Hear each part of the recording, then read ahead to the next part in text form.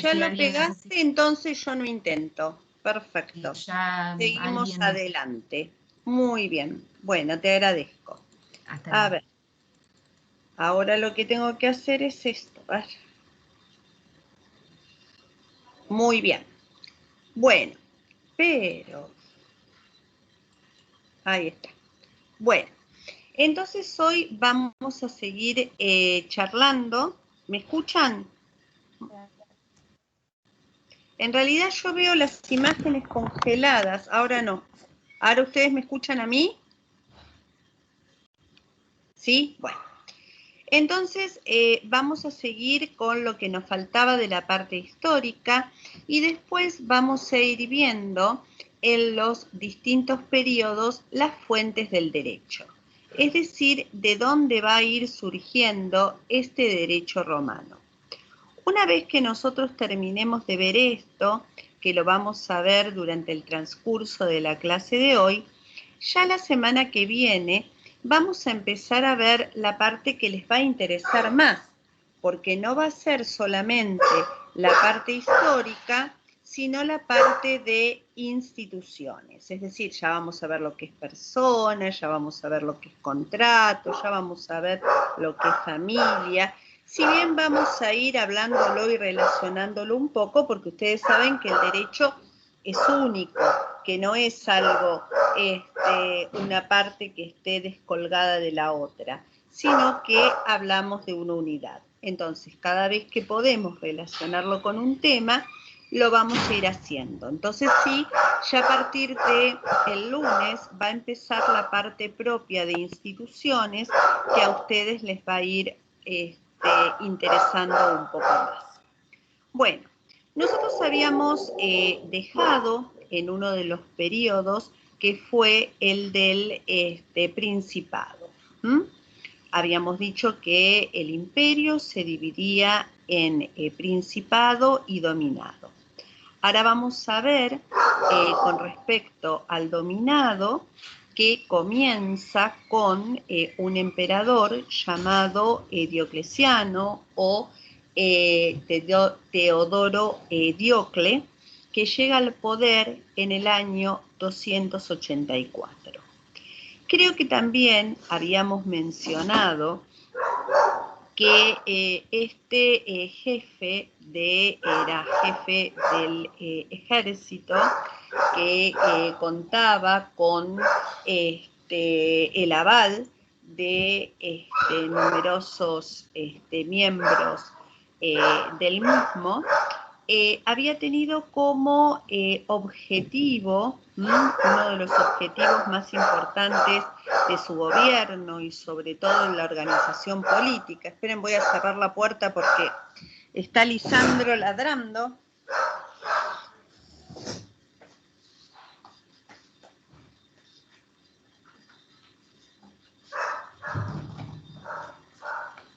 Bueno, ahora se escucha menos. Bueno, entonces decíamos que uno de los objetivos era organizar la sucesión en el gobierno, la sucesión en el poder, porque habíamos dicho que en el siglo III, luego de la muerte de Alejandro el Severo, se habían suscitado un montón de,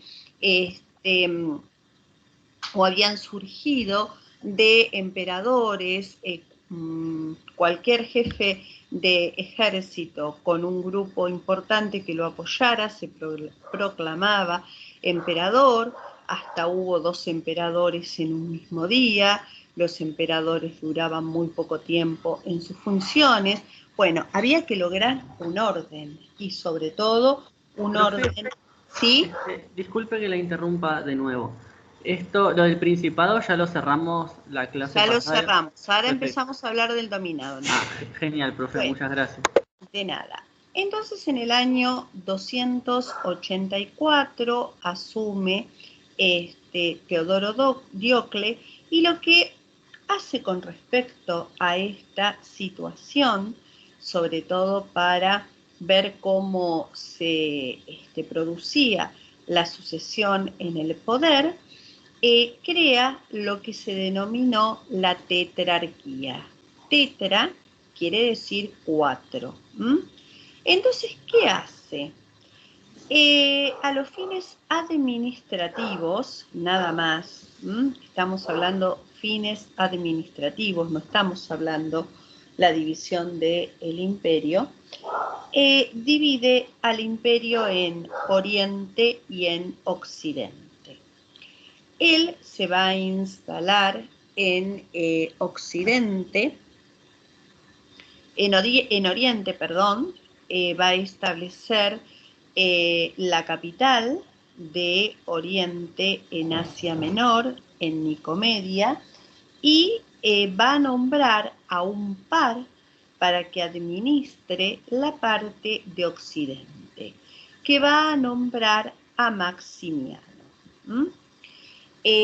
Tanto Diocleciano como Maximiano van a llevar el nombre de Augusto, y a su vez, como también era muy vasto y muy amplio el territorio de Oriente y Occidente, estos van, cada uno de ellos va a nombrar un César.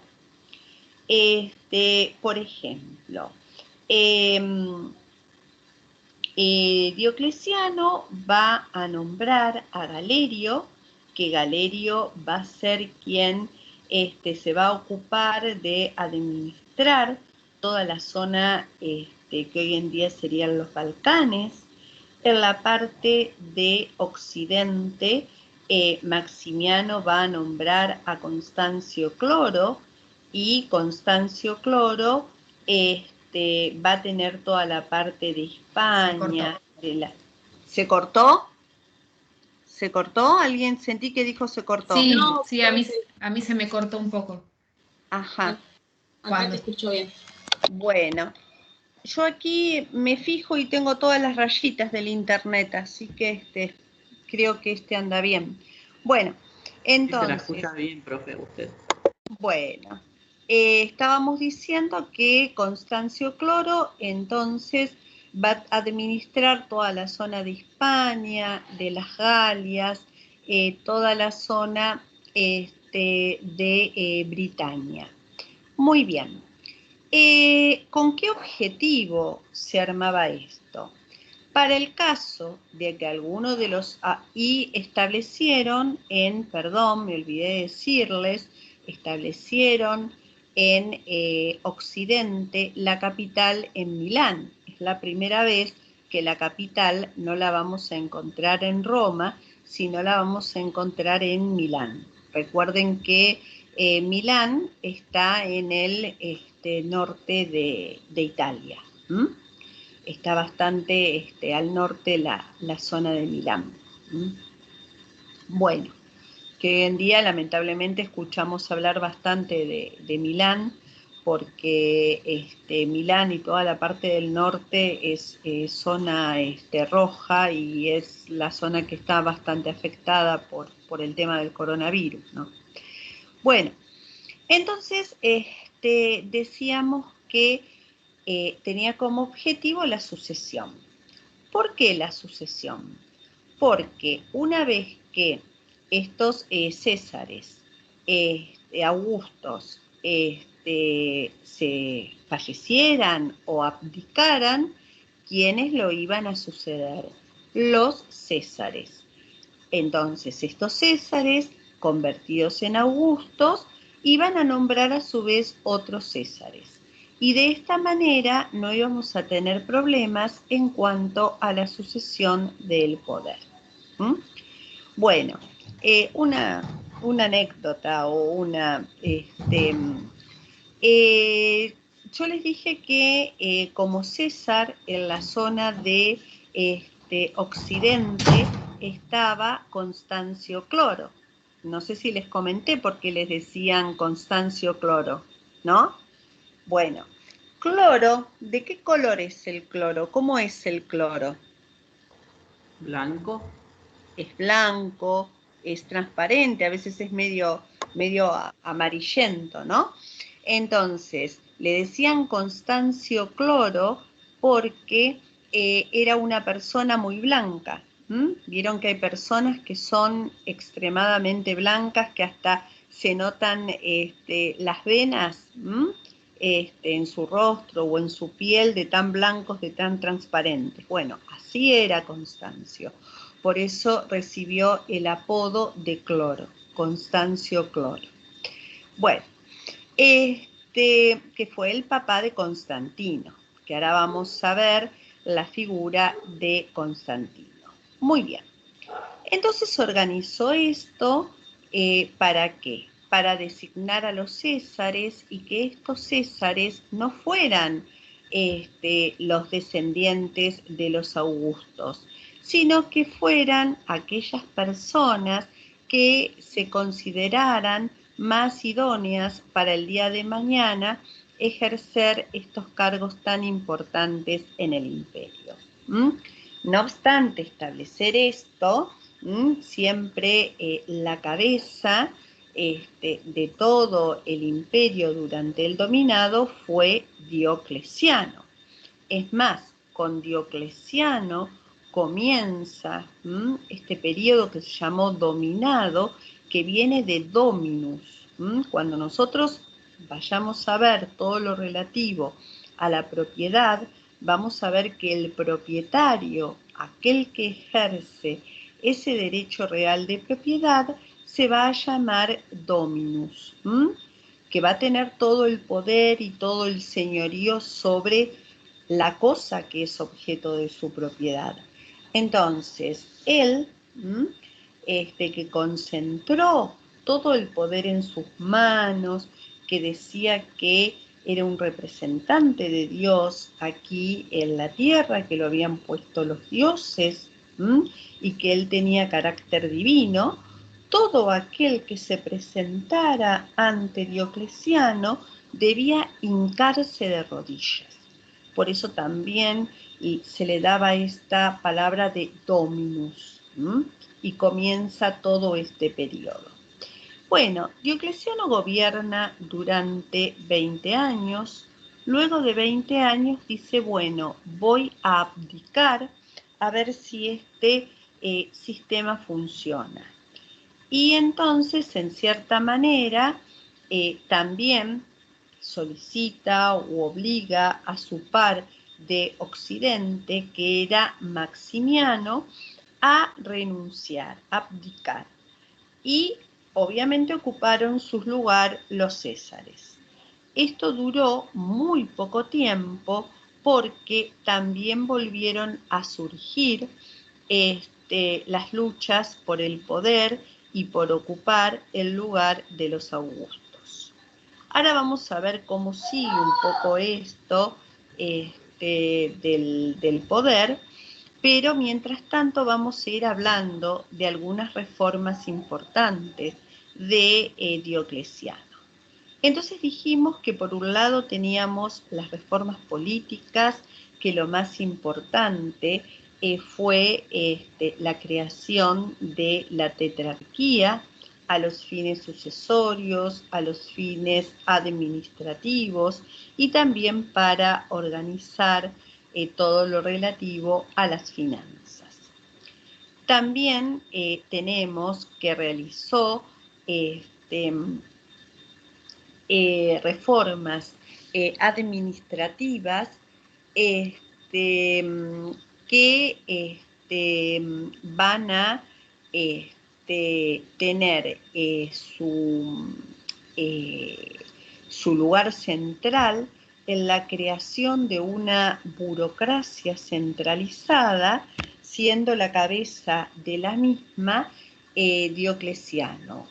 Los más altos funcionarios a nivel provincial quedaban a la subordinación del gobierno central. Todos estaban subordinados y todos aquellos también funcionarios de menor grado a el emperador, en su caso obviamente a Diocleciano. También hubo reformas militares en cuanto amplió el número de soldados y también Diocleciano dispuso que se crearan comandos militares que tuvieran como cabeza a un jefe llamado duc, conductor, que eran independientes de la autoridad del gobernador de la provincia, que respondían directamente al prefecto del pretorio y al emperador.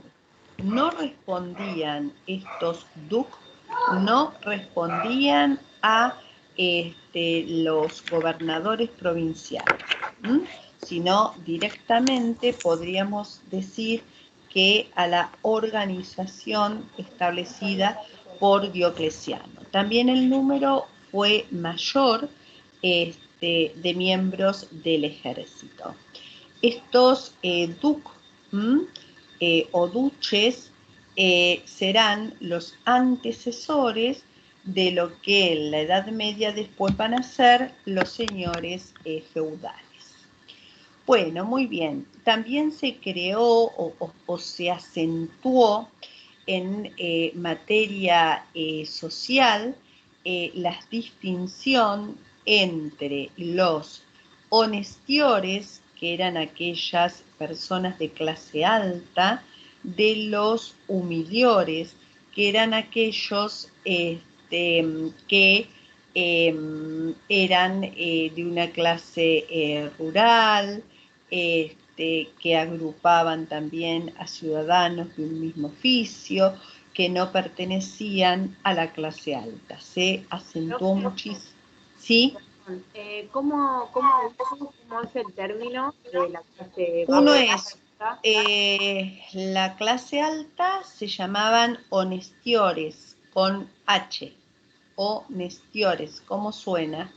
Y la clase que abarcaba a los artesanos, abarcaba a los que tenían una misma profesión, ciudadanos de un mismo oficio, humiliores, como si proviniera de humildes. Tengo una pregunta. ¿Sí? ¿Esto está en el manual de derecho privado porque de Di Prieto? Porque yo estaba, mientras usted estaba explicando, y la iba siguiendo con la lectura, pero en esta parte no lo encuentro. No, porque en realidad es esto. Hay muchas cosas que están en Di Pietro, pero como ustedes tienen Di Pietro, a mí me gusta también agregarle algo más de algún libro que no fuere Di Pietro.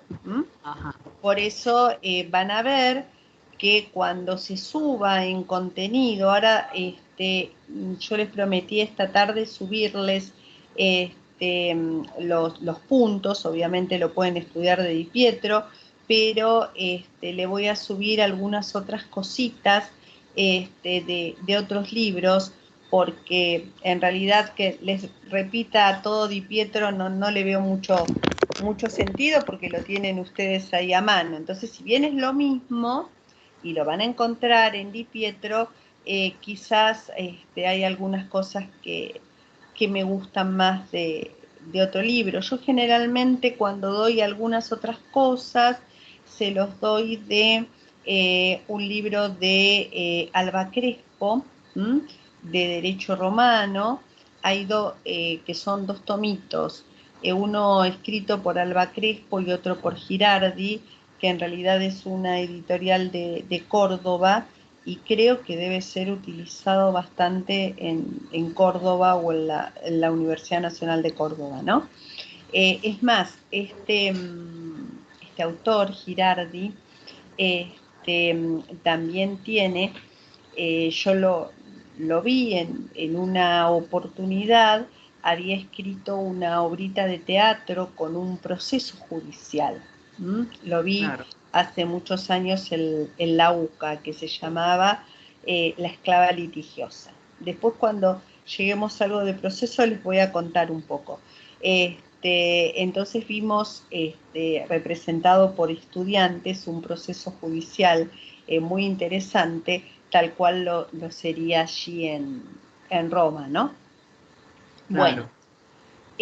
Bueno, entonces estas son las características. Obviamente que si ustedes me cuentan también todo lo que dice Di Pietro, no hay ningún problema, está todo bien, y yo sé que es el libro que ustedes habitualmente utilizan. A veces les voy contando otras cosas para no repetir todo Di Pietro.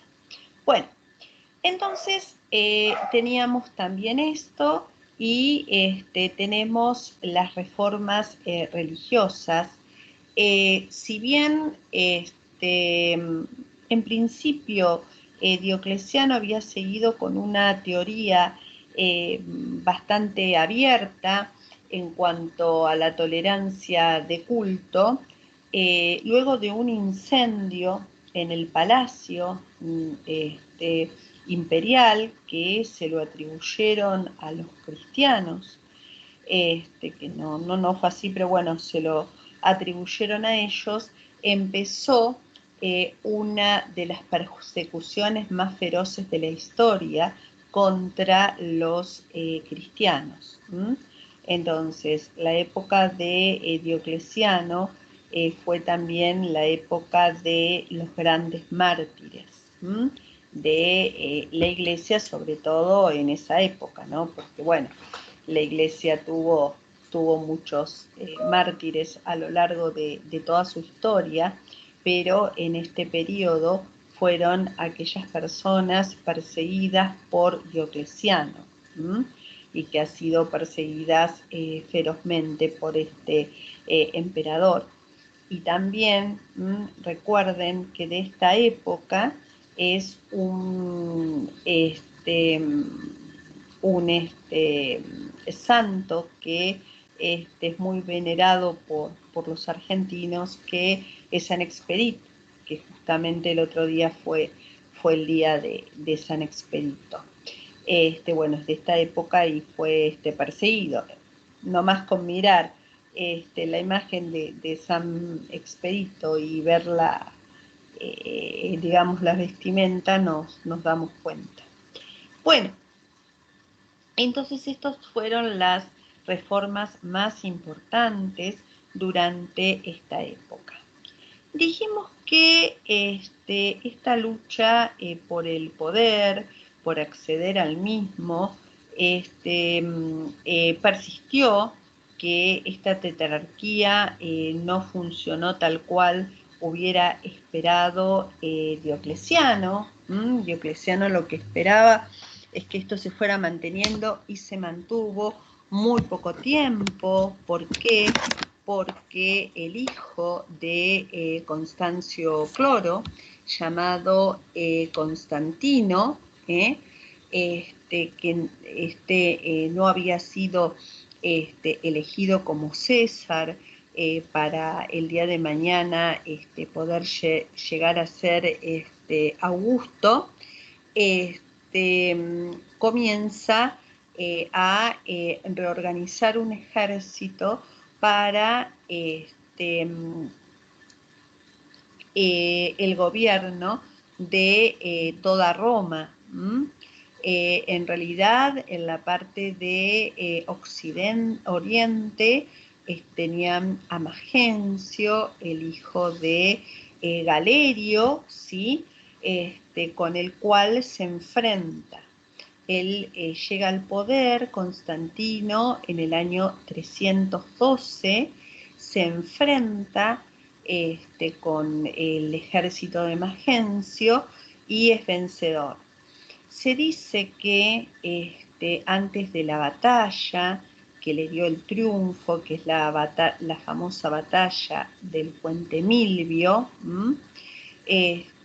se cuenta la leyenda que Constantino soñó con el símbolo cristiano, es decir, que soñó con la cruz, y escuchó una voz que decía: con este signo vencerás.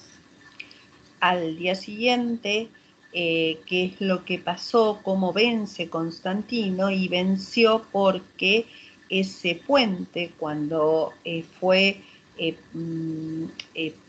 cuando pasaban sobre el mismo el ejército enemigo, se fractura, se rompe, y los enemigos caen al agua y se ahogan, ¿no? Por lo tanto, vence Constantino.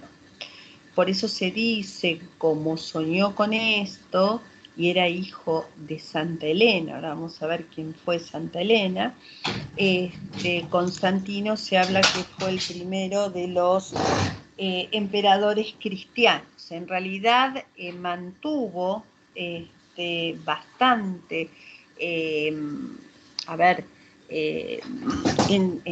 su personalidad o en su gobierno, no se olviden que a pesar de ser hijo de una cristiana, también confluyeron los dos aspectos, el pagano y el cristiano. Entonces, a propósito de esto, tengo algo para... Profe, una consulta. Sí. ¿En qué año es todo esto? 325. No, gracias. Entonces, dice, le traje algo para leerlos. Dice, al principio no había roto por completo con la nueva religión. Conservaba el título de gran pontífice, haciendo referencia obviamente a la escuela sacerdotal de los pontífices que ustedes seguramente vieron con Pablo. Sus monedas ostentaban palabras paganas al genio del emperador, al dios Marte. Para la ceremonia de la fundación de Constantinopla, en realidad Constantinopla es Bizancio, que Constantino cuando llega al poder le pone su nombre, no es otra que Bizancio, y se va a llamar Constantinopla. Se eligió el día en que el Sol entra en el signo Sagitario, 4 de noviembre del año 326, y un astrólogo observaba en el cielo si el momento era favorable.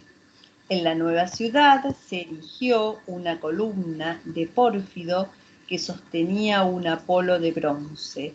Debajo de la columna se había enterrado una reproducción del Palladium, el ídolo protector de Roma. Es decir, ahora también fundó numerosos templos cristianos, pero digamos que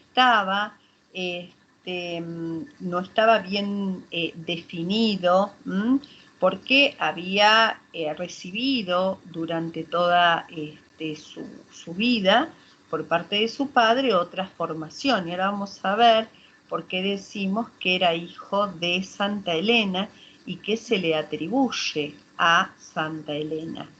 Algunos dicen que Constantino fue bautizado, otros dicen que no, que tuvo un bautismo de deseo, que quiere decir que en su lecho de muerte deseó haber sido bautizado, por lo tanto, bueno, se habla de un bautismo de deseo. Realmente no sabemos en realidad si hubo una verdadera conversión por parte de Constantino. Vamos a ver en qué se deja obviamente de perseguir a los cristianos, vamos a ver qué es el edicto de tolerancia, vamos a ver el concilio de Nicea, de lo cual ahora le voy a hablar brevemente. Bueno, les voy a hablar de la mamá de Constantino, que dijimos que fue Santa Elena. ¿Y Santa Elena qué se le atribuye?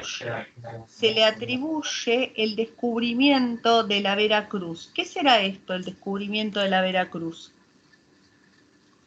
¿Qué les parece? Veracruz. A ver, Hernán, estás muteado. Estás hablando, pero no te escucho. Verdadera cruz. Bueno, verdadera cruz, pero ¿qué es la verdadera cruz? ¿De la cruz de la religión esa o no?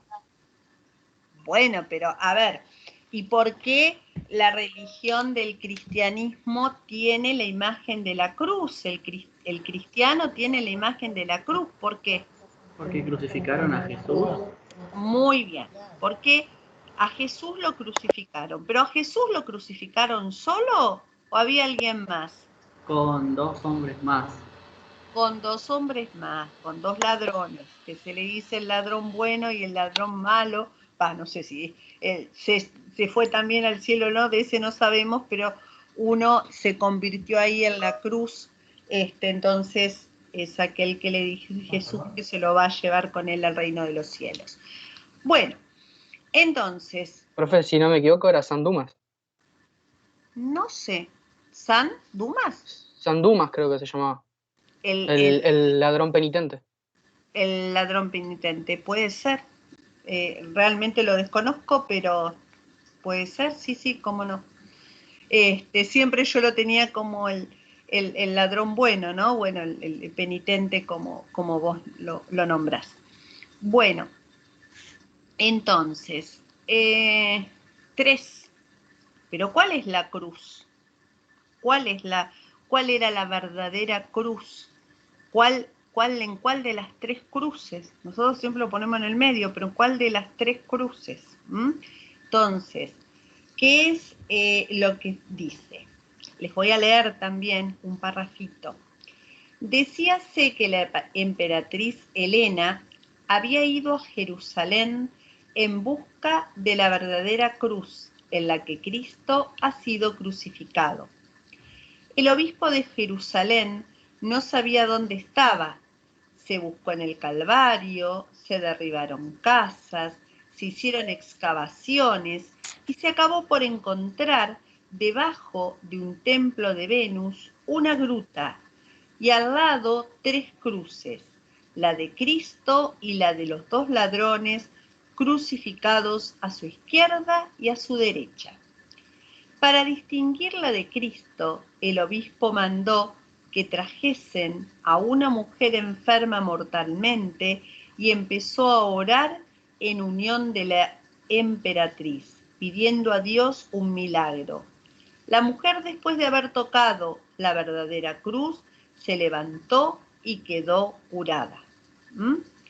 Entonces, por eso se dice que a Santa Elena se le atribuye el descubrimiento de la Veracruz, que no es otra Santa Elena más que la mamá de Constantino. Bueno, Constantino, al haber soñado con el signo, al haber vencido, al haber recibido toda la doctrina cristiana por parte de su mamá, lo que hace es dictar el edicto de tolerancia. ¿Qué quiere decir el edicto de tolerancia? Es un edicto de libertad de cultos. No es que él dijo, bueno, la religión oficial del imperio va a ser el cristianismo, no. Él con esto permite la libertad de culto y la libertad de profesar cualquier religión. Por lo tanto, se deja de perseguir a los cristianos. Bueno, por otro lado, también se habla que, bueno, mandó a erigir muchos templos cristianos y también tenemos algo importante, que es que ordenó que se reuniera un concilio, el concilio de Nicea. Concilio en general, ¿ustedes a qué lo atribuyen? ¿A una reunión de qué?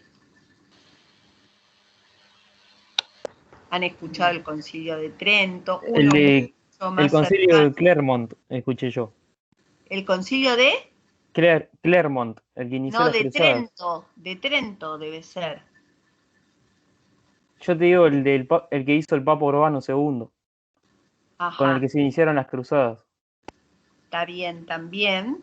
Bueno, después el concilio de Trento, uno más cercano, a ver, que terminó, bueno, cuando empezó yo no había nacido, pero cuando terminó sí, el Concilio Vaticano II, no lo escucharon. Y bueno, ¿y quién se reunían en estos concilios?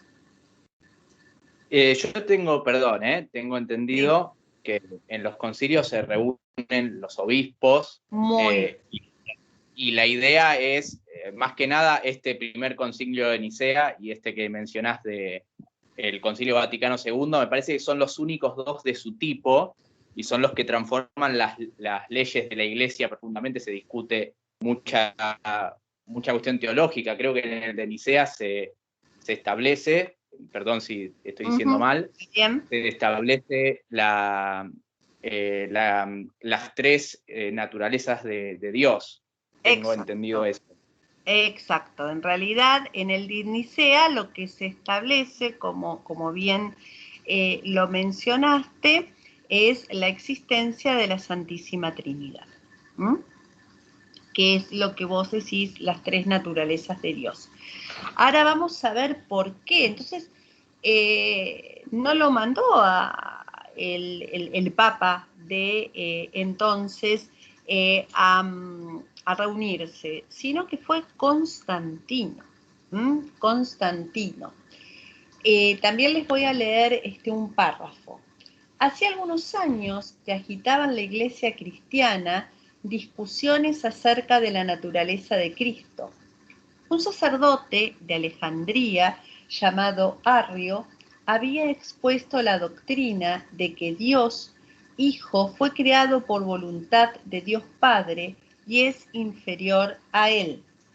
Fue declarado herético por una asamblea de obispos egipcios y excomulgado, pero otros obispos en Oriente lo siguieron y se declararon a su favor. Y hubo muchas disputas muy ardientes. Frente a esto, al arrianismo, fue necesario entonces para establecer un dogma, vamos a ponernos de acuerdo, que se pongan de acuerdo los obispos. Pero los convoca Constantino en el año 325 en Nicea y también pone al servicio de los obispos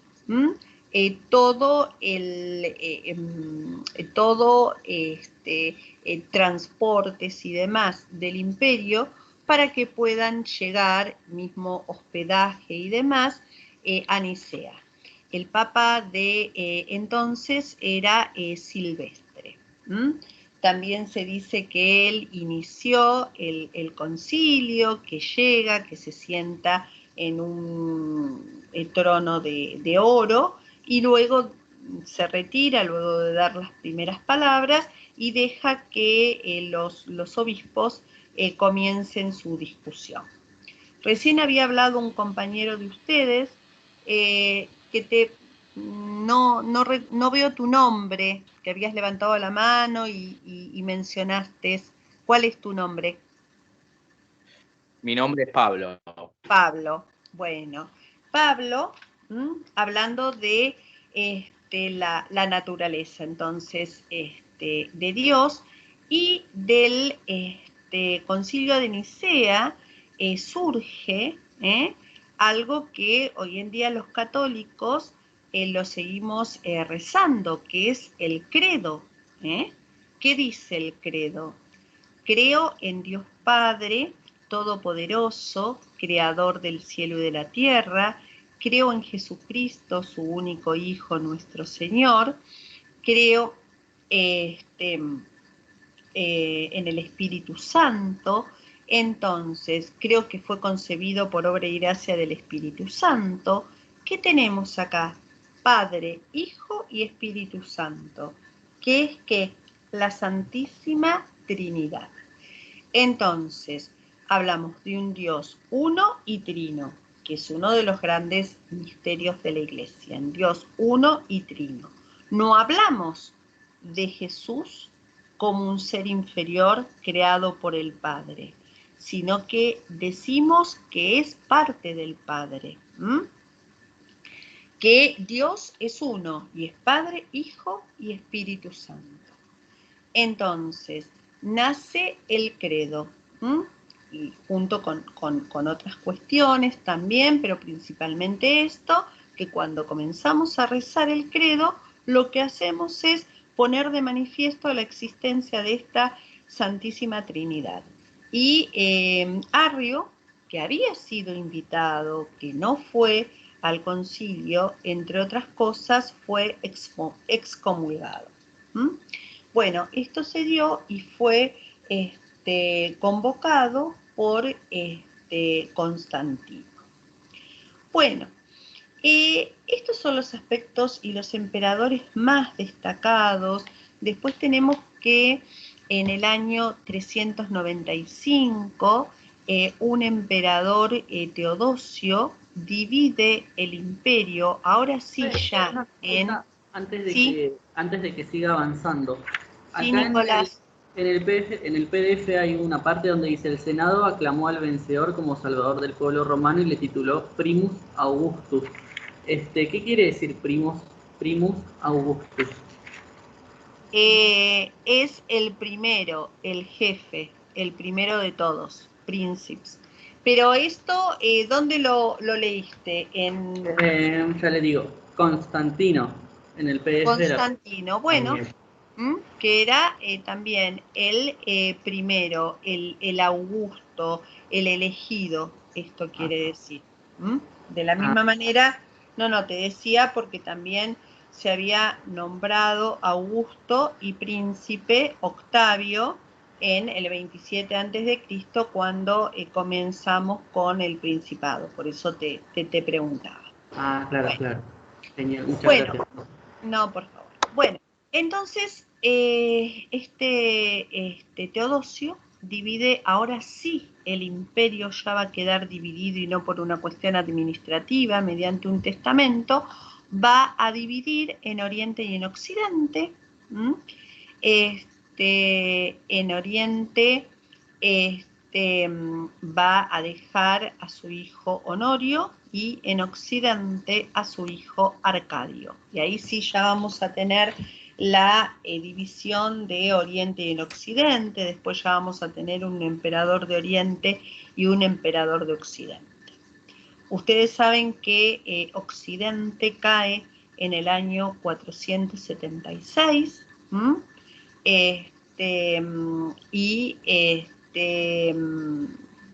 justamente miren qué paradoja, el último de esos emperadores se llamaba Rómulo Augustulo, y el primer rey de Roma se llamó Rómulo.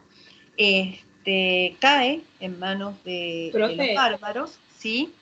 ¿Qué hijo de Teodosio estaba en Oriente? Teodosio, a ver, queda en Occidente Arcadio, y en Oriente Honorio con H. Bueno. Listo, gracias, profe. Profe, una pregunta. ¿Los sectores populares estaban en contra del cristianismo? No, al contrario. Había muchos de los sectores populares que eran cristianos. Incluso había muchos esclavos que también eran cristianos. Digamos que, es más, los apóstoles tampoco no eran gente rica, sino que eran gente del pueblo, y que fueron transmitiendo la palabra. Bueno, entonces, decíamos que este emperador había dividido el imperio, que en el 476 había caído el imperio romano de Occidente, y Oriente subsiste. Oriente subsiste hasta termina con el Imperio Romano la caída del Imperio Romano de Occidente, la Edad Antigua, comienza la Edad Media, y la Edad Media justamente termina con la caída del Imperio Romano de Oriente en manos de los turcos en el 1453. Hay algunos autores que también dicen que otro elemento que podemos tener en cuenta para el fin de la Edad Media es el descubrimiento de América, pero bueno, son cercanos los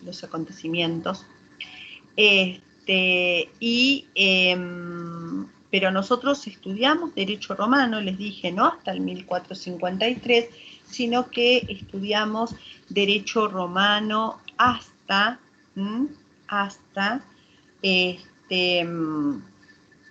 Justiniano, que es un emperador que muere aproximadamente en el año 560. ¿Y qué importancia tuvo Justiniano? Bueno, Justiniano lo que quiso es restablecer el antiguo imperio y el antiguo poder de Roma. Entonces va a lograr y mantener, pero durante poco tiempo, incorporar algunas zonas de Italia al Imperio de Oriente, recuperar algunas zonas de Italia, pero las va a perder al poco tiempo. Pero su gran labor, y por la que lo recordamos todos, es por ordenar la gran recopilación del derecho romano llamado el Corpus Juris Civilis. Esta gran recopilación va a recoger toda la producción de derecho romano más importante hasta la época. Ya después no vamos a tener producción de derecho romano, sino glosas o comentarios sobre esta magna obra, pero no vamos a tener la producción en sí. Entonces decimos que la gran obra en cuanto al derecho es el Corpus Juris Civilis de la Edad Media. Como también decimos que en la Edad Media la gran obra de derecho canónico fue la Suma Teológica de Santo Tomás, de Santo Tomás de Aquino. Bueno, entonces por eso nosotros cuando veamos instituciones vamos a decir, bueno, ¿qué pasaba en la época antigua? ¿Qué pasaba en la época de los clásicos? Que después les voy a mencionar quiénes fueron los grandes clásicos. ¿Y cómo culmina esto con Justiniano? ¿Qué es lo que dice Justiniano? Vamos a ir viendo esto. Les doy un ejemplo de algo que vemos que pasó, que decían los clásicos y que decía Justiniano. Bueno, para nosotros es importante determinar cuándo se produce la muerte de una persona. ¿Por qué? Porque la muerte le interesa al derecho. ¿Por qué les parece a ustedes que la muerte puede interesarle al derecho? En sí es un hecho jurídico, pero ¿por qué le interesa al derecho la muerte de una persona? Habíamos dicho que porque ¿No sería por las sucesiones y las cosas que dejaba, ¿no? Bueno, por la disolución, era disolver matrimonios. Muy bien. Era también por los testamentos. La herencia. Muy bien. Transmisión de los derechos, disolución del matrimonio, disolución de sociedad conyugal. Esto ya se los dije la clase pasada porque no quiero repetirles. ¿Le dije de lo que en el caso de conmorencia o no? ¿No? De conmorencia no habló, el resto sí. Bueno, entonces, ¿qué pasaba? Es importante determinar, lo mismo es importante determinar cuándo se produce la muerte de una persona, qué pasa en caso de que una persona desaparezca. En principio en Roma pedían que se daba por muerto una persona que había desaparecido cuando cumpliera 100 años. Imagínense cuánto tiempo. Actualmente son 3 años, ¿no? Profe, que hay que esperar. Actualmente son 3 años. En el caso de que la persona haya desaparecido sin dejar rastro, 2 años si estuvo en un terremoto o en algún acontecimiento que pudo poner en peligro su vida, y son 6 meses si hubiera estado en una aeronave, por ejemplo. ¿Eso depende de la edad de la persona que desapareció? No, no. Okay. ¿Esto cómo surge? Antes se necesitaba 100 años. Lo que pide y lo que pedía, por ejemplo, ¿qué es lo que pasó en nuestro país? Ahora les explico. Y otra de las cosas que tenemos, otra ley, que tenemos con respecto a la presunción, nosotros le llamamos presunción de fallecimiento, es la ley de desaparición forzada de personas, que son todas aquellas personas que desaparecieron durante la última dictadura militar. Obviamente el proceso judicial para determinar su muerte es mucho más rápido, siempre y cuando estén en la lista de la CONADEP, para determinar el presunto fallecimiento. Entonces, tenemos eso y tenemos nuestro Código Civil y Comercial. Antes, ¿y cómo va a surgir acá esta necesidad en nuestro país?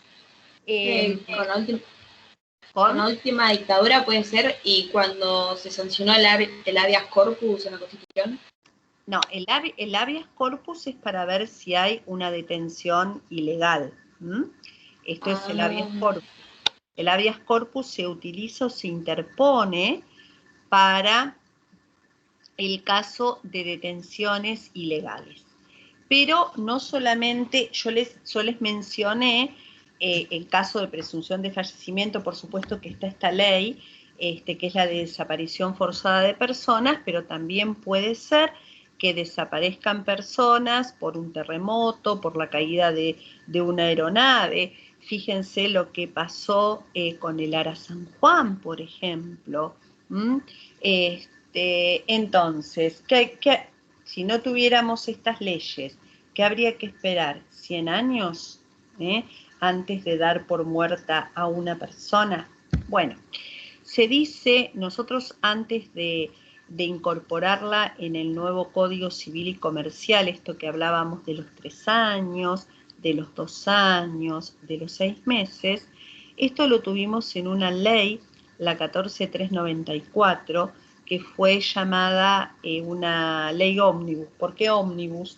Porque trataba varios institutos jurídicos, entre ellos la presunción de fallecimiento. Recuerdan que yo les dije que el derecho no es algo estático, sino que el derecho es algo que va cambiando y que va modificándose con el tiempo y tiene que dar respuesta a determinadas realidades. Entonces, ¿qué pasó? ¿Sí? Vio que en el 2015 surge el Código Civil y Comercial, creo que nos había dicho el profe Pablo. Y antes del Código Civil y Comercial, ¿qué estaba? Esta 14394, que es del año 1954. ¿Por qué? ¿Qué pasó? ¿Qué acontecimiento pasó importante?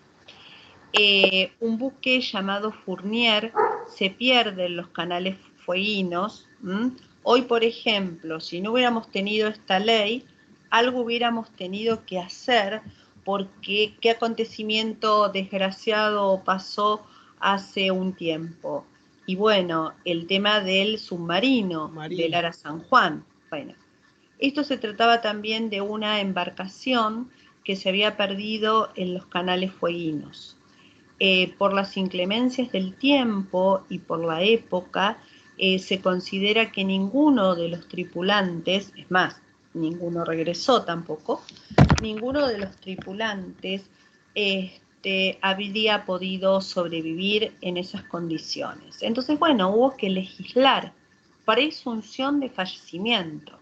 Obviamente hay que hacer un proceso judicial, porque al no tener un cuerpo y no tener un certificado de defunción, un médico que diga que esa persona dejó de respirar, también tenemos la ley de trasplantes de órganos, hoy en día, que nos habla de la muerte cerebral, y nos dicen que, bueno, que en ese caso se produce la muerte de una persona cuando tenemos la muerte cerebral, que tiene que ser constatada por un equipo de médicos y demás. Eso lo establece la ley de trasplantes. Pero al no tener el cuerpo, Entonces tenemos que dar una respuesta, no podemos esperar 100 años en determinadas circunstancias. Entonces hay un proceso que se habla de presunción de fallecimiento, en donde el juez declara el día presunto de la muerte y manda inscribir esto al registro civil. Puede aparecer, hubo algunos casos de personas que se lo dieron por muerte y aparecieron, bueno, tendrán que volverlo a restablecer en todos sus derechos que le corresponden. Claro. Les doy un ejemplo. Miren, hace unos años, yo en la actualidad creo que les comenté que estoy trabajando en tribunales, que soy consejera de familia, pero hace unos años ejercía la profesión. Entonces viene una vecina y me dice que quiere iniciar la sucesión de su padre. Bueno, entonces obviamente lo primero que uno le pide, Mirta, ¿querías decir algo? Porque veo una manito. Mirta. Hola, buenas tardes, profe. ¿Qué tal? No, era por el tema hoy de que hablaba de los concilios. Había levantado la mano en ese momento. Ah, bueno, después si quieres compartir algo, te escuchamos, no hay problema. Perfecto, gracias. Bueno, entonces, lo que le digo, tráeme, lo primero que uno pide para iniciar un proceso sucesorio es el certificado de defunción. Tenemos que probar la muerte de esa persona. Me dice, no lo tengo. Bueno, le digo, vas al registro civil y lo pedís. Si una persona pierde el certificado de defunción, lo puede pedir. Me dice, no, es que no lo tengo. ¿Cómo que no lo tenés? Bueno, el papá, hacía unos años, había ido a navegar, creo que estaba, no recuerdo en este momento el lugar, en la costa, había salido con un velero y ese barquito no apareció nunca. Y el papá había desaparecido en el mar.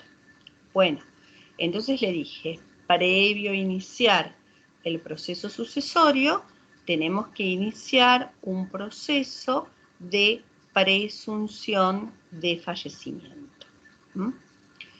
Bueno, otra de las cosas que tienen que ver con esto, que yo les preguntaba y que también lo trataron los romanos y los trataron en la época de Justiniano, por eso vamos a ir viendo cómo van cambiando algunas instituciones en un periodo y en otro periodo. Yo les hablé de la conmorencia. Bueno, ¿qué pasa? Cuando mueren al mismo tiempo, por ejemplo, padre e hijo. ¿Quién murió? Y no se puede determinar quién murió primero y quién murió después. Supongamos que, en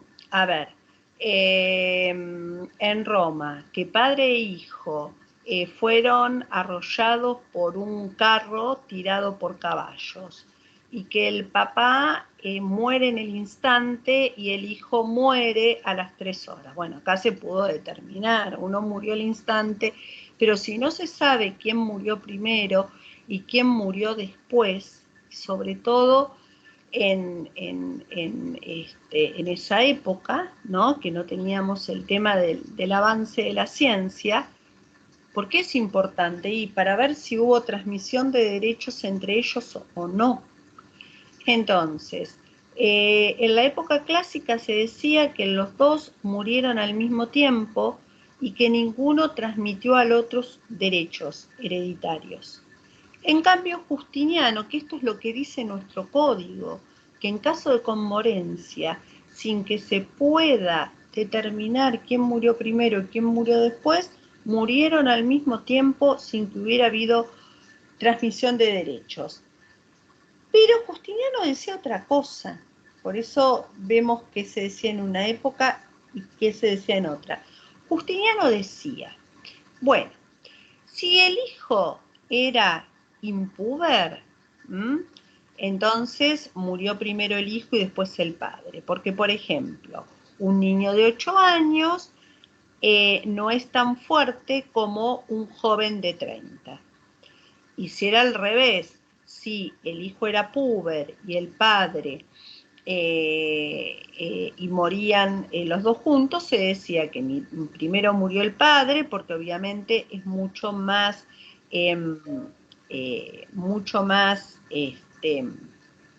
fuerte un joven, por ejemplo, de 18 años que un señor de 60, ¿sí?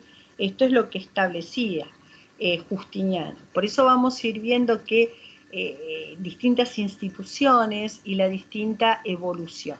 Nosotros en realidad en nuestra legislación nos quedamos con lo que dijeron los clásicos, que murieron todos al mismo tiempo y sin que se haya podido determinar quién murió primero y quién murió después. A veces, si es en un mismo siniestro, a veces se puede determinar. ¿Ustedes recuerdan hace unos años, no recuerdo bien cuánto, hace unos cuantos, pero no muchos, que falleció una familia, la familia Pomar, en la ruta que une la 7 con la 8, creo que es la 31. Sí, que estuvieron desaparecidos como un mes. Desaparecidos, sí. Hasta que encontraron el auto. Cerca de Salto. Creo que después de la autopsia habían podido determinar, no recuerdo bien si había sido la señora, que la señora había estado viva un tiempito más, que había sobrevivido, no sé si unas horas o cuánto. Bueno, ahí tenemos ya algo de la ciencia que nos dice quién falleció primero y después. Pero si no se hubiera podido determinar esto, todos hubieran fallecido al mismo tiempo y no hay transmisión de derecho alguno entre ellos. Bueno, entonces, ahora vamos a ir, sí, propiamente a las fuentes. Antes de ir a las fuentes del derecho, que vamos a ir viendo por cada uno de los periodos, sí, Mirta, vos nos querías compartir algo de los mártires, me dijiste. Profesora, no, yo soy Nélida y lo que quería hacer es una pregunta. Sí.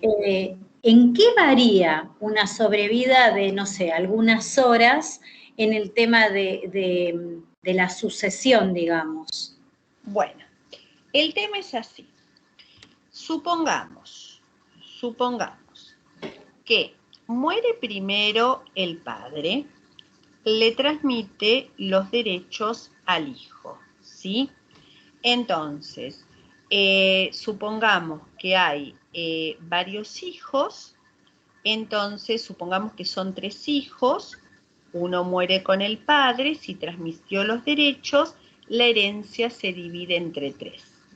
Y después, ese hijo que falleció, esa porción, ese tercio que recibió del padre, también lo va a transmitir. ¿A quién se lo va a transmitir? Y bueno, si tiene descendientes, a sus descendientes, y si no, se los va a transmitir a su madre. En el caso de que no hubiera habido transmisión de derechos, ¿cuántos hijos quedan? ¿3 o 2? Quedan 2. Entonces la sucesión se divide en un medio para uno y un medio para otro. Si él transmitió a su hijo, va a ser un tercio y un tercio. En eso es en lo que claro. O sea, la parte de ese hijo la absorbe la madre. En el caso de que el hijo la hubiera recibido, ¿sí? Porque, a ver, hay un orden sucesorio. Primero, después, bueno, el caso del cónyuge es un caso especial, pero vamos a ver, en principio, ¿quiénes heredan? Los descendientes. A falta de descendientes, ascendientes. Ascendientes. Entonces, si se transmitió a este hijo, ese tercio, el hijo murió a la hora, por ejemplo, entonces ese tercio ya lo recibió. La transmisión hereditaria se produce en el mismo momento de la muerte de la persona. El deceso. Por más que no tengas hecha la sucesión, ¿sí? Entonces, ya lo recibió. él murió a las 3 horas. Bueno, ese tercio ¿a quién va? A la mamá. Por ejemplo, si tiene mamá, a la mamá. Si no hubiera habido transmisión de derechos, a este padre, ¿qué le quedan? 2 hijos. Si no le transmitió a este que estaba fallecido, entonces... Se divide el patrimonio en 2. Exacto. Bien. Entonces es importante determinar el momento. Lo mismo es importante determinar, por ejemplo, cuando una persona fallece y hay una... y su esposa está por tener un bebé, es importante determinar obviamente la fecha del nacimiento, hay una presunción con respecto a la concepción. En realidad hoy en día podemos determinar si es hijo o no por el tema de el ADN, ¿no? Obviamente en otra época no, porque también va a recibir una porción del causante. Hoy en día también se está discutiendo, yo estoy haciendo una diplomatura en Derecho Civil y ayer se estaba discutiendo y se hablaba de distintos fallos, qué pasaba con aquellos gametos que están conservados, si luego la mujer está autorizada a implantarlos y qué pasa con la sucesión, ¿no? Hoy en día se van surgiendo alrededor de las sucesiones y de todo esto de la fecundación asistida un montón de cuestiones, ¿no? Que bueno, obviamente los van a ver bien ustedes en familia, después cuando vean derecho de familia, pero vieron que el derecho es tan extenso y que podemos ver varias cosas al respecto. Bueno, a ver. Gracias. No, de nada. Mirta quería decir algo y después Ignacio. Sí, Mirta. No, toqué la mano sin querer, perdón. Bueno, Ignacio. No, yo no levanté la mano. Ah, porque yo veo Barenstein, Ignacio y una manito. Bueno, entonces, ahora vamos a seguir con las fuentes. Bueno, ahora vamos a ir para atrás. Vamos a ir viendo todas las fuentes. Vamos a ir a la época monárquica, cuáles fueron las principales fuentes del derecho. Bueno, en esta época, en principio tenemos las costumbres. Las costumbres eran las llamadas mores maiorum. Por ejemplo, ¿qué norma nos podía venir de la costumbre de los antepasados? Por ejemplo, la emancipación. Recuerdan ustedes que nosotros estuvimos viendo la ciudad antigua y que habíamos dicho que estas costumbres religiosas las encontrábamos muchos años antes del nacimiento de Cristo y que la trajeron los antiguos fundadores de la ciudad a Roma, que eran común a los griegos, a los romanos, a los antiguos personas que pertenecían a la raza indoeuropea, tenían estas costumbres de los antepasados. Y habíamos hablado de la adopción y que previo a la adopción, ¿y por qué la adopción? Previo a esa adopción, había que emancipar a la persona, que la emancipación implicaba el liberarla de ese culto doméstico, el liberarla de ese culto sagrado. Bueno, esto venía, es una institución jurídica, importa obviamente al derecho la emancipación, y venía de esta época, de la época del, o sea, lo encontrábamos en las costumbres de los antepasados. ¿Y cómo hacían los romanos cuando querían emancipar a una persona. Recurrían a qué comicios. En la época monárquica, ¿qué comicios encontramos? ¿Recuerdan los comicios curiados? ¿Sí? Y dentro, por curias, y dentro de estos comicios encontramos los comicios calados, que eran aquellos que se reunían 2 veces al año, que eran el 24 de marzo y el 24 de mayo. Y bueno, y en estos comicios curiados se realizaban ciertos actos jurídicos, entre ellos la emancipación. ¿Y cómo se hacía para emancipar al hijo? Bueno, para emancipar al hijo se simulaba, ustedes tengan en cuenta que los romanos realizaban muchos actos solemnes. Todo acto jurídico estaba apegado a solemnidades, y lo que hacían estos eran vender al hijo por 3 veces. A la tercera vez, obviamente, se decían las palabras de venta y demás. A la tercera vez, ¿sí? El hijo quedaba... ¿Como si fuera un remate? Ahora, no como si fuera un remate, ahora te voy a explicar. Sí. A la tercera vez quedaba emancipado, que quiere decir que quedaba libre de la patria potestad.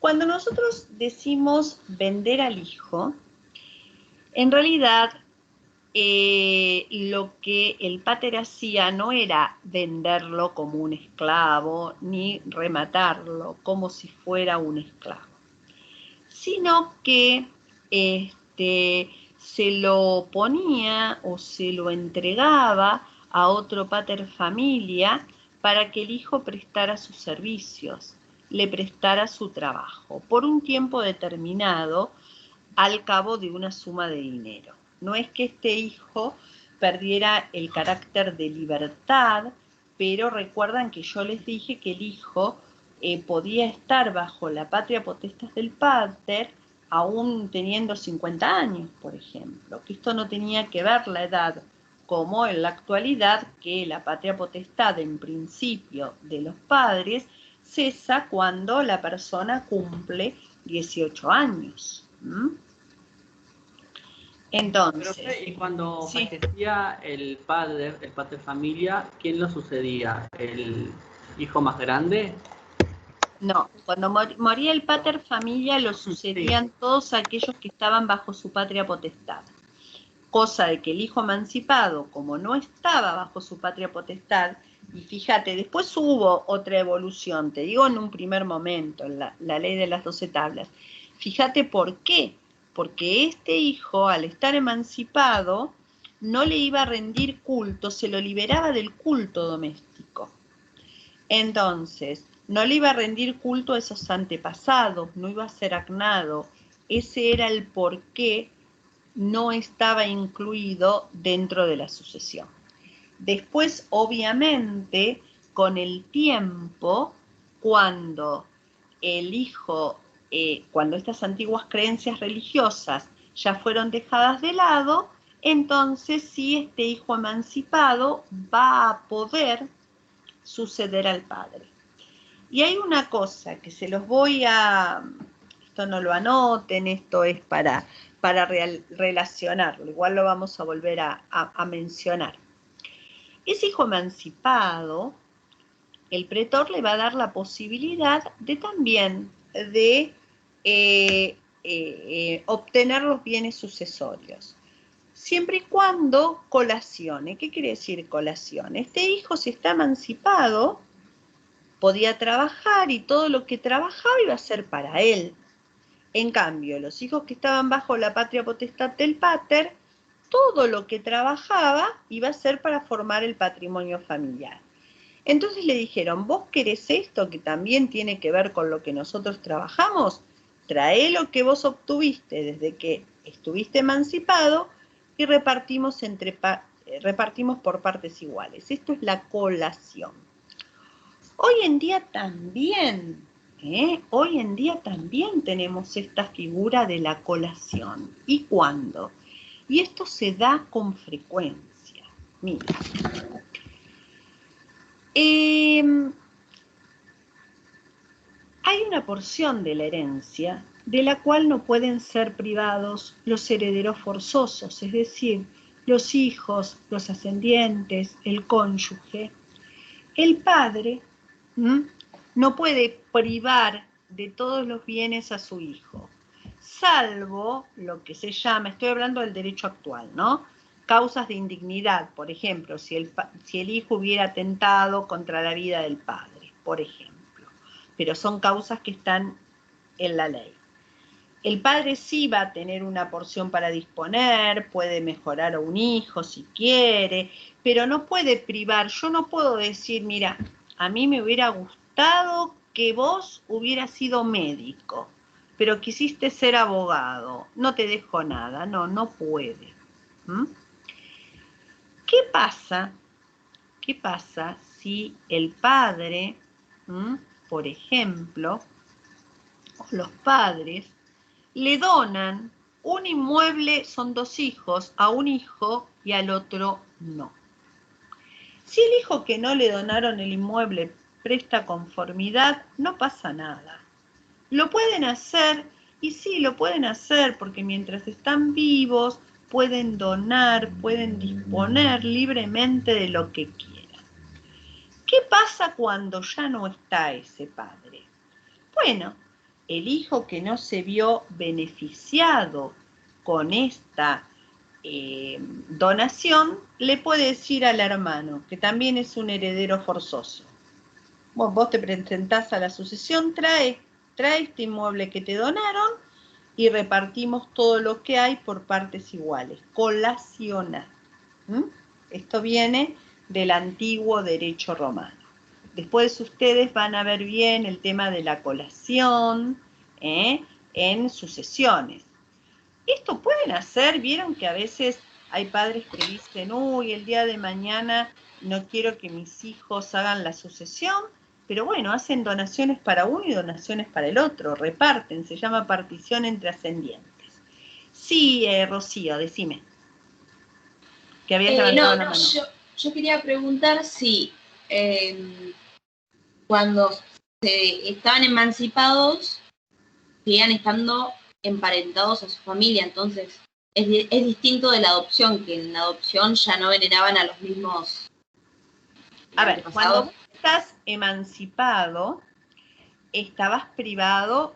A ver, emanciparse tanto en Roma como ahora quiere decir no estar bajo la patria potestad, ¿sí? Entonces, en un principio, el hijo que no estaba bajo la patria potestad no heredaba al pater, en la ley de las 12 tablas. ¿Esto por qué? Porque no tenía el mismo culto doméstico. Pero esta religión doméstica, esta religión del culto a los muertos, fue algo que con el tiempo fue cambiando.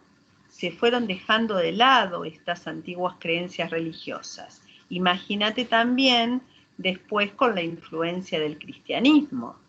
Entonces, ya no tenía sentido tener un orden sucesorio basado en un parentesco por agnación, sino lo importante era tener un parentesco, una sucesión basada en un parentesco por vínculo de sangre, como es ahora. Ahora, por ejemplo, el hijo, aunque no esté bajo la patria potestad de su papá, lo hereda el papá. El papá tiene 80 años, el hijo tiene 50, que no lo va a heredar porque ya el papá no ejerce la patria potestad sobre él. No sé si respondí a tu pregunta. Sí, ahí me quedó más claro. Bueno, entonces decíamos que, por ejemplo, esto venía de la costumbre de los antepasados, esta forma de emancipar, de las mores maiorum. Bueno, otra de las cosas provenientes de la mores maiorum también eran los poderes que tenía el pater sobre los hijos, que también cuando veamos familia vamos a ver, vamos a ver que el pater tenía, facultad de exponer al hijo. ¿Qué quiere decir? ¿Recuerdan que ustedes habían leído en la Ciudad Antigua que el pater tomaba en sus manos al hijo? Bueno, el alzar al hijo, el tomarlo en sus manos, el presentarlo al fuego sagrado, implicaba que el pater adquiría la patria potestas sobre este hijo. Implicaba un reconocimiento de este hijo. Si el padre no lo tomaba en sus brazos, significaba que lo exponía, que no lo reconocía como hijo. Por lo tanto, este podía ser adoptado por otra familia, podía ser tomado por esclavo, pero que él no reconocía esta patria potestad sobre esa persona. No sé si, bueno, esta es una serie un poco vieja, hace unos años, y hace unos cuantos, ¿no?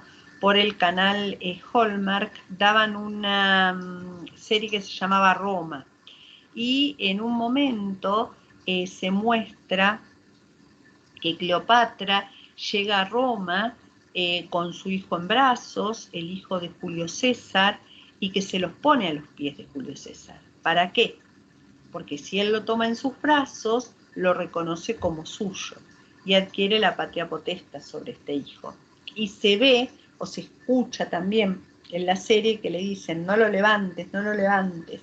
Y Julio César lo toma en sus brazos y lo levanta. Implica que lo reconoce. Hoy en día, obviamente, para saber si un hijo es o no de otra persona, no tenemos que ver que si tienen la misma religión o en la misma religión doméstica, tenemos todo el tema del ADN y demás, ¿no? Y hablando un poco de todo esto, para romper un poco esto de todo lo romano, tengan en cuenta lo siguiente.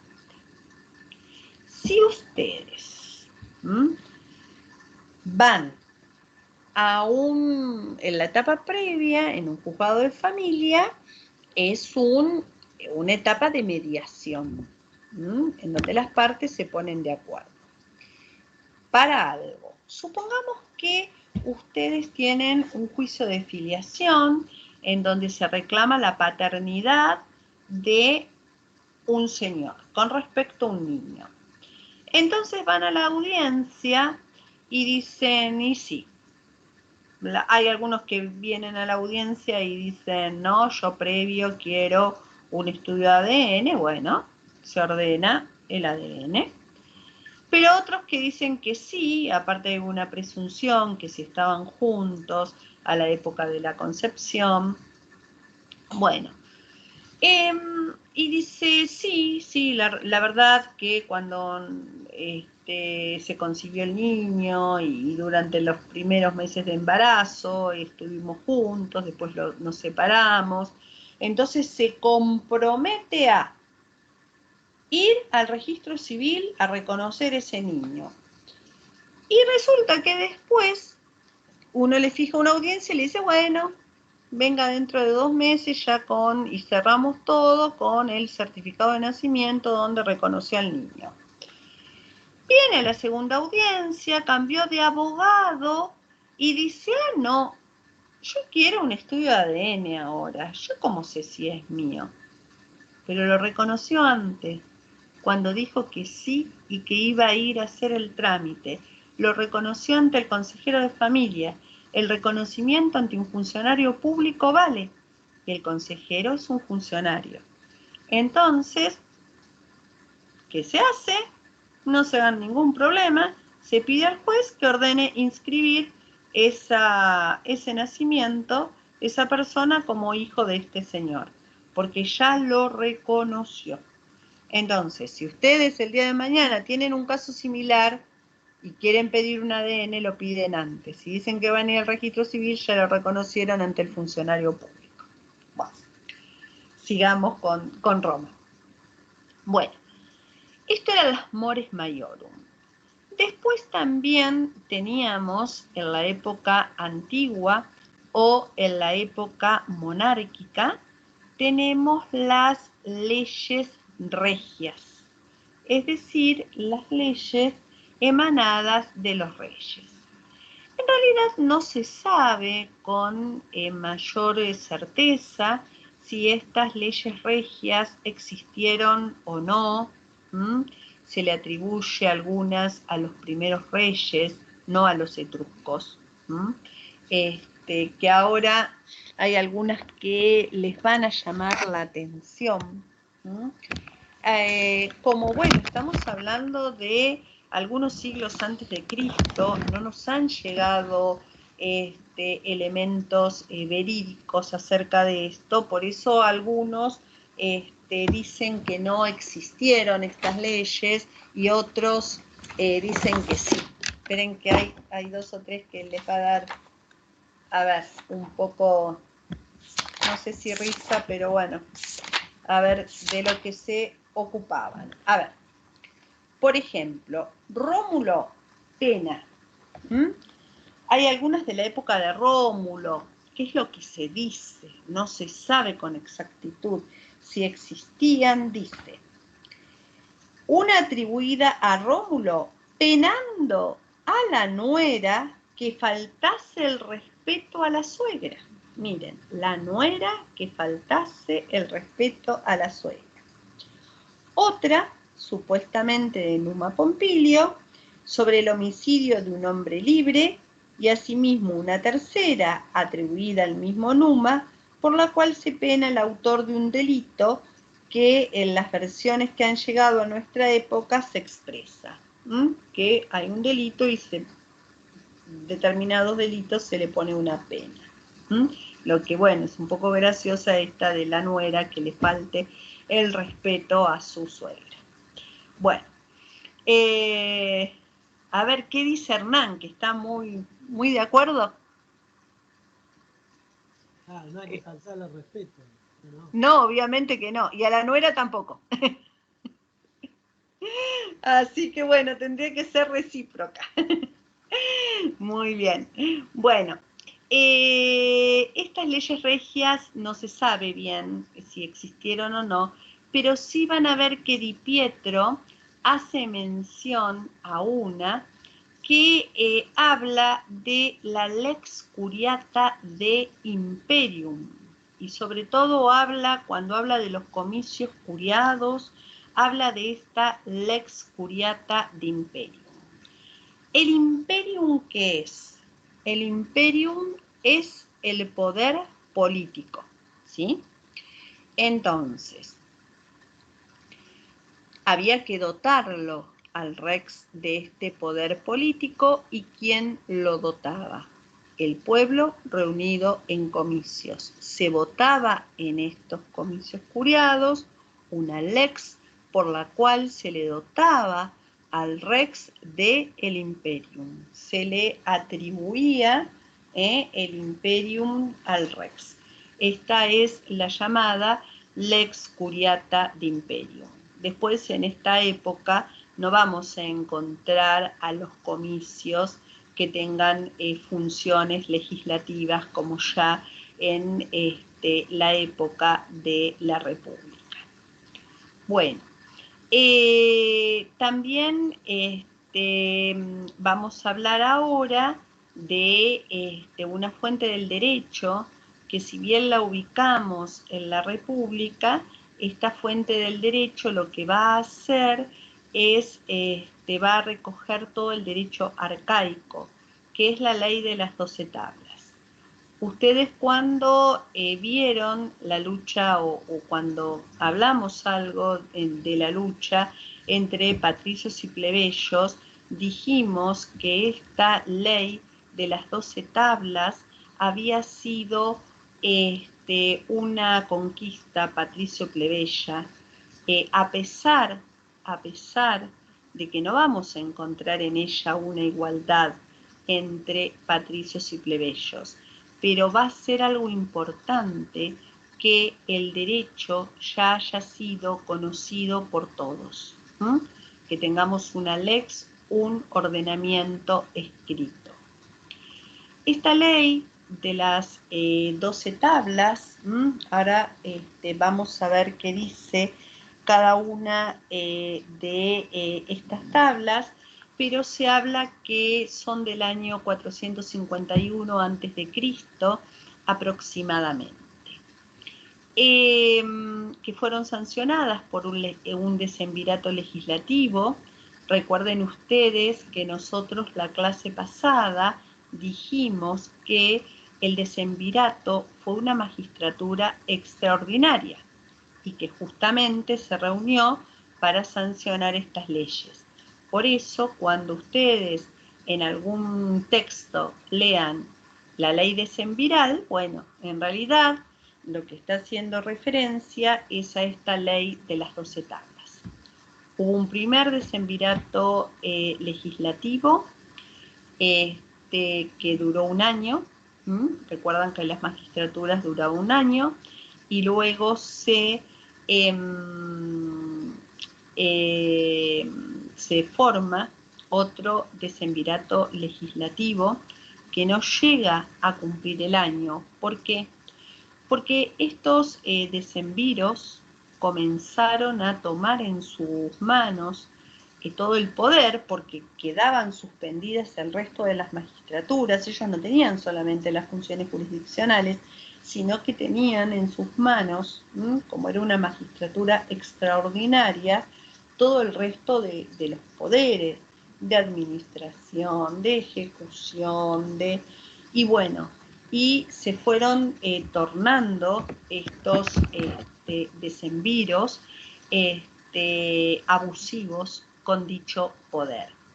Cuentan la leyenda, hay una leyenda, la leyenda de Virginia.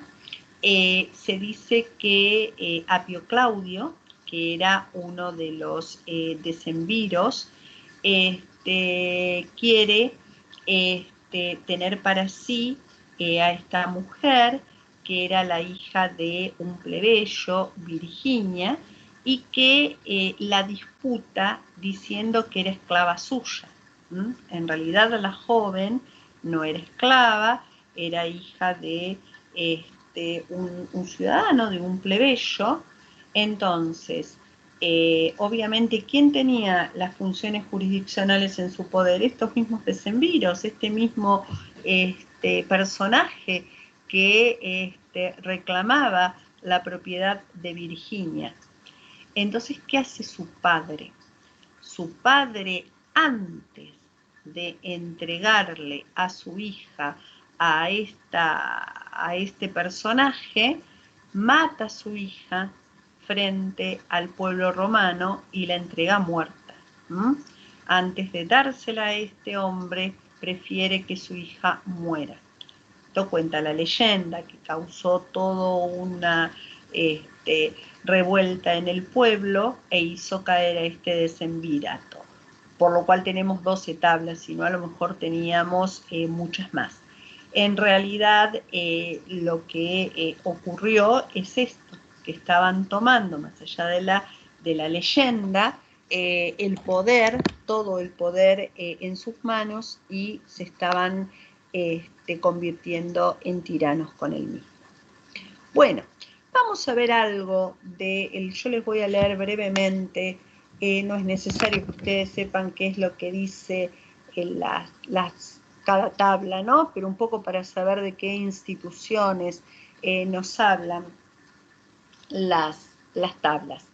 Las 3 primeras trataban sobre el procedimiento judicial. Concretamente, se refería a la comparecencia ante el magistrado, la segunda al trámite del litigio y la tercera en caso de confesión o condena. A ver, esto se trataba del procedimiento. ¿Qué es el procedimiento? Es aquellos pasos procesales para lograr el reconocimiento de un derecho.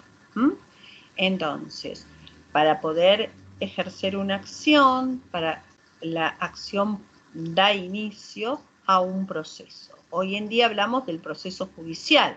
Por ejemplo, si yo reclamo porque me han chocado el auto y el seguro el otro señor no tenía seguro, o no me paga lo que corresponde, inicio un juicio de daños y perjuicios. Para iniciar el procedimiento judicial, interpongo una acción. Bueno, en Roma hablaba de para iniciar un proceso, en principio vamos a ver que había que recurrir ante un magistrado y después quién tenía, por ejemplo, en la monarquía, quién tenía las funciones jurisdiccionales en principio, el Rex, que era quien iba a decidir.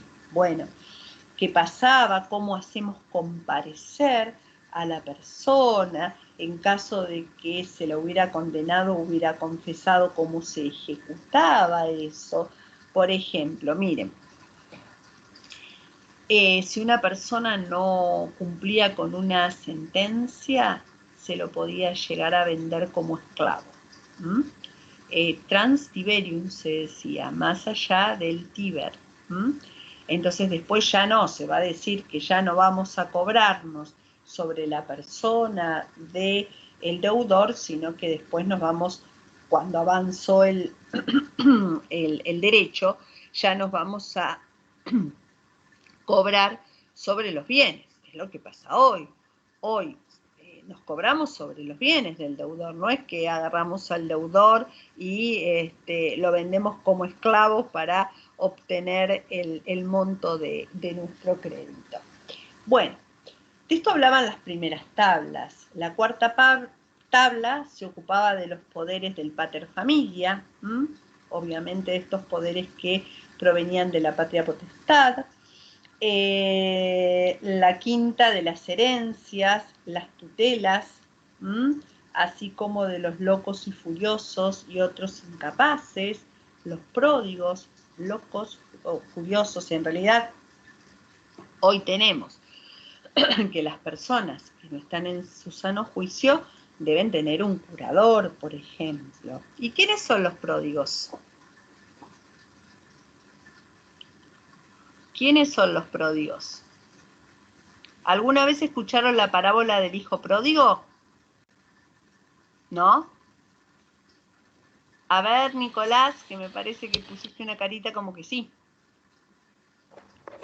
No, me causó gracia porque a veces me joden y dicen sos ¿El hijo más desprotegido? A ver, esto de más desprotegido. El hijo pródigo, en realidad la palabra pródigo es aquel que despilfarra la fortuna. Claro, como la parábola. Claro, como en la parábola. La parábola del hijo pródigo era aquel que le había pedido a su padre la herencia, la había despilfarrado y después volvía este hijo porque decía que hasta los sirvientes de su padre eran mejor tratados, a que su padre, aunque sea, lo tomara como un sirviente y su padre hace una fiesta y demás. Bueno, dentro del aspecto religioso, esto nos habla de la misericordia de Dios. Pero yo hay un cuadro de eso, me parece, ¿no? Profesor, hay un cuadro famoso, no me acuerdo del pintor. Sí, seguramente que sí, del hijo pródigo. Después ahora lo buscamos por internet. Y Rembrandt, ahí está, perdón. Puede ser. Bueno, si querés en este recreíto lo buscamos y lo podemos mostrar. Bueno, y el tema es pródigo. ¿Qué quiere decir? Que despilfarra la fortuna. Este hijo, ¿qué hizo? Despilfarró la fortuna. Bueno, el pródigo, que está contemplado en el derecho, aquel que despilfarra la fortuna también va a tener un curador, porque supongamos que tenga hijos y demás, está afectando a sus hijos. Bueno, hablaba de esto. Va a tener que tener un representante, alguien que administre por él. Por ejemplo, todos estos que se van al bingo y despilfarran, no ir al bingo de vez en cuando. Yo la verdad, un día me reía hace un poco más de 2 años cuando se votó que bueno, hasta las 6 de la tarde no, hasta las 6 o hasta las 8, la mesa es hasta las 6, pero creo que se podían abrir los confiterías, lugares para cenar o lo que fuere a las 6 de la tarde, a las 8 de la tarde. Yo pasé a las 5:30, no sé, antes de que terminara el horario de votación por el bingo. Digo, ¿qué pasa? Acá por la calle Indar. Digo, ¿qué pasa a toda esta gente? Está esperando para entrar al bingo. Impresionante. Bueno, dejando eso de lado, en una época teníamos que entrar, en una época, el que es un poco más grande por ahí se debe acordar, los más jovencitos no, o no lo vivieron, quizás no habían nacido, en una época cobrábamos en patacones.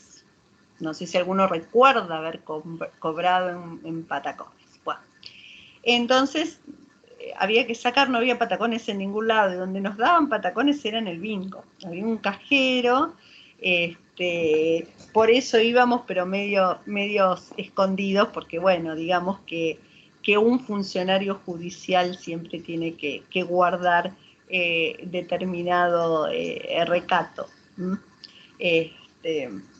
Bueno, eso aparte. Esos piensan algunos, otros no, otros no le dan importancia, pero bueno, me parece que se requiere obviamente de un funcionario judicial determinadas conductas. Bueno, entonces les decía que acá también hablaba de los pródigos. La sexta hablaba de la propiedad privada y de la posesión, que cuando veamos derechos reales vamos a ver cuál es la diferencia. La octava hablaba de los delitos. La novena del derecho público y los delitos contra el pueblo romano. Ya no hablábamos de derecho privado, sino de derecho público. Igualmente, la mayoría del derecho romano es derecho privado. Tenemos muy pocas normas de derecho público. La décima, del derecho sacro, contenido todo lo relativo a la reglamentación de los funerales, todo, vieron que esto está relacionado con todo aquello antiguo, con todo lo referido al culto a los muertos. En cuanto a las dos últimas tablas, tienen disposiciones suplementarias a las 10 anteriores, parece que no hay una metodología muy explícita en las mismas. La undécima prohibía el matrimonio entre patricios y plebeyos, después se va a permitir matrimonio, sobre todo en un principio se prohibía el matrimonio entre patricios y plebeyos porque no compartían, más allá, no tanto por una clase social, sino que no compartían esto del culto a los muertos. Y la duodécima establecía que las leyes posteriores derogan, aunque no lo digan, a las anteriores. Es lo que pasa ahora, si hay leyes contradictorias, la posterior deroga a la anterior. Bueno, si les parece, hacemos un recreo, son y 5, de unos 20 minutitos, nos volvemos a ver y 20, y seguimos con las fuentes. Antes de que cerremos con esto, sí, Nicolás. En el libro La Ciudad Antigua ya lo dejamos de lado, lo podemos seguir leyendo, lo vamos a seguir utilizando. No, en realidad lean los primeros capítulos. Claro, del 1 al 5. ¿Yo se los subí a ustedes o se los subí al grupo de la mañana? ¿A ustedes les puse los capítulos? ¿No? Bueno, ahora se los voy a marcar y se los mando. Perfecto, profe, muchas gracias. Cualquier cosa yo se lo recuerdo, si se olvida. Bueno, no importa, Nicolás, recordámelo. Bueno, listo, nos vemos en 20 minutitos.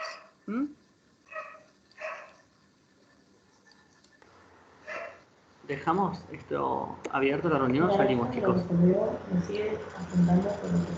¿Dejamos abierto? Sí, ¿no? Sí, yo también. Si quieren, apaguen el micrófono y la cámara y después lo vuelven a encender. Perfecto, genial. Sí, así después nos conectamos de nuevo. Bárbaro.